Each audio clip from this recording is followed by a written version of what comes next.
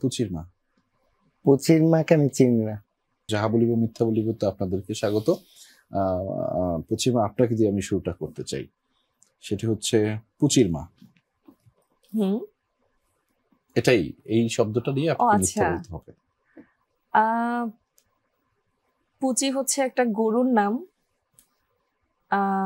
আমি সেই গরুর মা। আচ্ছা, পুচি ফ্যামিলি। পুচি ফ্যামিলি হচ্ছে আমার রান্নার পেজ। মিথ্যা বলছি, পাইছি। গোলুস রিভিউ, গোলুস রিভিউ হচ্ছে আমার বিড়ালের পেজ। পার্থ চৌধুরী।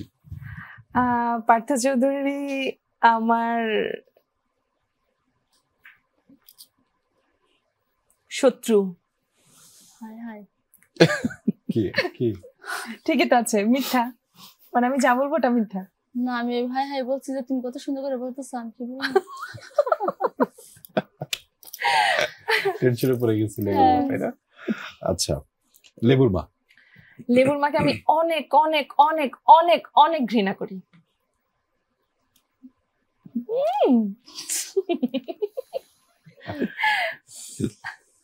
পার্থ চৌধুরী, এবার আপনার কাছে সেটা হচ্ছে পুচির মা। পুচির মাকে আমি চিনি না। চিনেন না? জোশ। লেবুর মা। লেবুর মার নাম আমি আসলে শুনি নাই। কে? আপনার কাছে সংসার কেমন?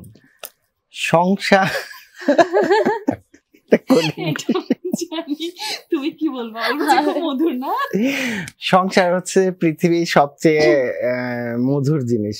আচ্ছা, কিন্তু এই যে স্বামী স্ত্রীর মধ্যে যে সম্পর্ক এবং সেই সম্পর্কে পরবর্তীতে আপনারা রসদ বানিয়ে কন্টেন্ট তৈরি করেন, সেই সম্পর্কটা সম্পর্কে বলেন, সেটা কেমন?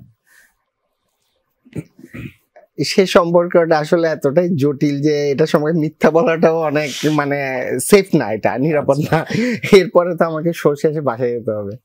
তো এই যে অনেক সময় অনেক কিছু কি অ্যাভয়েড করে যান পুচির মার কারণে? অ্যাভয়েড করতে হয়, মানে সংসার করতে হলে অ্যাভয়েড করতে হয়। আপনি কিন্তু মিথ্যা বলছেন নাকি সত্য বলছেন? Very confusing. এমন একটা টপিক, এটা নিয়ে সত্য বলা মিথ্যা বলাটা কিন্তু নিরাপদ না। একদমই ঠিক আছে, আমি আপনাকে বাঁচিয়ে দিলাম। যেটা বলছেন এটাই ঠিক আছে। লেবুর মা, পুচির মা। বলেন। চিনি না বেডি রে। চিনি না বেডি না। ওকে, পার্থ চৌধুরী। ওনারও চিনি না। চিনি না? না। আচ্ছা, বিড়াল। না, চিনি না। ব্রাহ্মণবাড়িয়া। সব কিছু চিনি না।